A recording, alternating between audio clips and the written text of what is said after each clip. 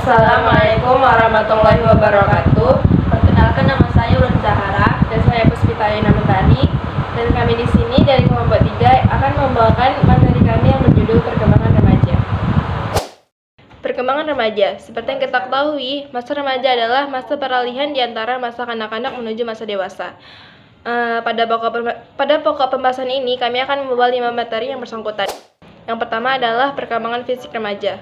Perkembangan ini dipengaruhi oleh postur tubuh anak yang semakin lama akan semakin tinggi dan diikuti dengan pertambahan berat badan. Selain pertambahan postur tubuh anak yang meningkat, terdapat juga perkembangan seksual yang meningkat pula. Hal ini ditandai oleh ciri-ciri kelamin primer, yaitu pengalaman mimpi basah bagi anak laki-laki dan juga pengalaman menstruasi bagi anak perempuan.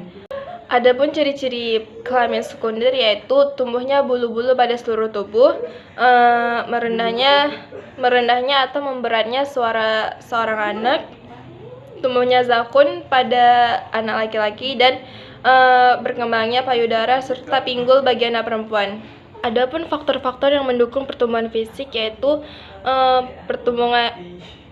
faktor internal yang berasal dari dalam individu, seperti sifat jasmaniah yang diturunkan oleh kedua orang tuanya. Adapun faktor eksternal yang berasal dari luar, seperti pengaruh lingkungan, sekolah, ataupun teman-temannya. Kedua adalah perkembangan intelektual. Intelek berarti kekuatan mental di mana manusia dapat berpikir. Terdapat 4 tahapan dalam perkembangan ini, yaitu tahap sensorimotoris, yaitu tahap interaksi anak umur 0 sampai 2 tahun terhadap lingkungan untuk mengembangkan pengetahuannya. Yang kedua adalah tahap profesional, yaitu tahap yang merangsang kepekaan terhadap perasaan anak pada usia 2 sampai 7 tahun. Yang ketiga adalah tahap operasional konkret, yaitu tahap penyusun diri dengan realitas dan berkembang rasa ingin tahunya. Yang keempat adalah tahap operasional formal. Anak telah mampu mewujudkan suatu keseluruhan dalam pekerjaannya yang merupakan hasil dalam berpikir logis.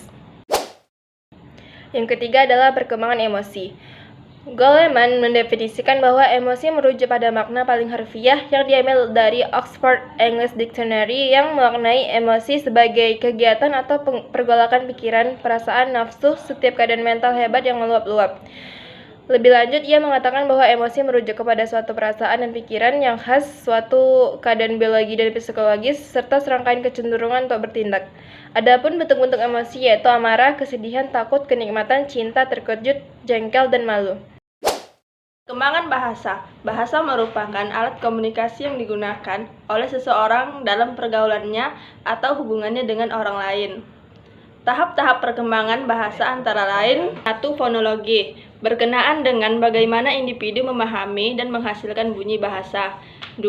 Semantik, merujuk kepada makna kata atau cara yang mendasari konsep-konsep yang diekspresikan dalam kombinasi kata. 3. Pragmatik, merujuk kepada sisi komunikatif dari bahasa. Ini berkenaan dengan bagaimana menggunakan bahasa dengan baik ketika berkomunikasi dengan orang lain. Perkembangan bakat khusus. Bakat mengandung makna kemampuan bawaan yang merupakan potensi yang masih perlu dikembangkan karena masih bersifat potensi atau laten. Bakat juga merupakan potensi yang masih memerlukan ikhtiar, pengembangan, dan pelatihan secara serius dan sistematis agar dapat terwujud. Bakat berbeda dengan kemampuan yang mengandung makna sebagai daya untuk melakukan sesuatu sebagai hasil pembawa latihan. Adapun jenis bakat khusus yakni: 1. Bakat akademik khusus, 2. Bakat kreatif produktif, 3. Bakat seni, 4. Bakat kognitif atau psikomotorik, 5. Bakat sosial. Sekian dari presentasi kami. Terima kasih sudah menonton. Assalamualaikum warahmatullahi wabarakatuh.